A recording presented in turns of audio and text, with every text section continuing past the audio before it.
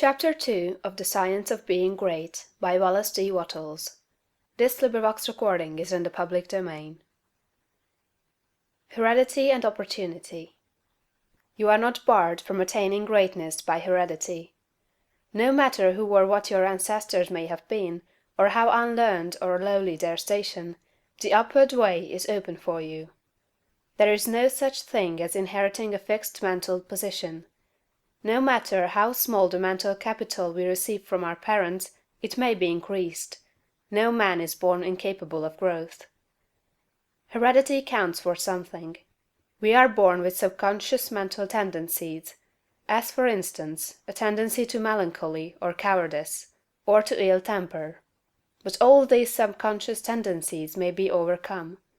When the real man awakens and comes forth, he can throw them off very easily. Nothing of this kind need keep you down. If you have inherited undesirable mental tendencies, you can eliminate them, and put desirable tendencies in their places. An inherited mental trait is a habit of thought of your father or mother impressed upon your subconscious mind. You can substitute the opposite impression by forming the opposite habit of thought. You can substitute a habit of cheerfulness for a tendency to despondency. You can overcome cowardice or ill temper.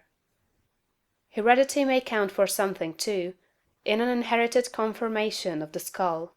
There is something in phrenology, if not as much as its exponents claim. It is true that the different faculties are localized in the brain, and that the power of a faculty depends upon the number of active brain cells in its area. A faculty whose brain area is large is likely to act with more power than one whose cranial section is small. Hence persons with certain conformations of the skull show talent as musicians, orators, mechanics, and so on. It has been argued from this that a man's cranial formation must, to a great extent, decide his station in life, but this is an error. It has been found that a small brain section, with many fine and active cells, gives as powerful expression to faculty as a larger brain with coarser cells. And it has been found that by turning the principle of power into any section of the brain, with the will and purpose to develop a particular talent, the brain cells may be multiplied indefinitely. Any faculty, power, or talent you possess, no matter how small or rudimentary, may be increased. You can multiply the brain cells in this particular area until it acts as powerfully as you wish. It is true that you can act most easily through those faculties that are now most largely developed. You can do, with the least effort, the things which come naturally, but it is also true that if you make the necessary effort you can develop any talent. You can do what you desire to do, and become what you want to be. When you fix upon some ideal, and proceed as hereinafter directed, all the power of your being is turned into the faculties required in the realization of that ideal. More blood and nerve force go to the corresponding sections of the brain, and the cells are quickened, increased, and multiplied in number. The proper use of the mind of man will build a brain capable of doing what the mind wants to do. The brain does not make the man makes the brain. Your place in life is not fixed by heredity. Nor are you condemned to the lower levels by circumstances or lack of opportunity. The principle of power in man is sufficient for all the requirements of his soul. No possible combination of circumstances can keep him down, if he makes his personal attitude right and determines to rise. The power which formed man and purposed him for growth also controls the circumstances of society, industry, and government. And this power is never divided against itself.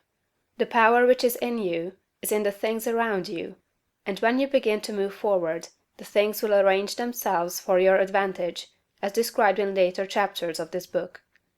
Man was formed for growth, and all things external were designed to promote his growth.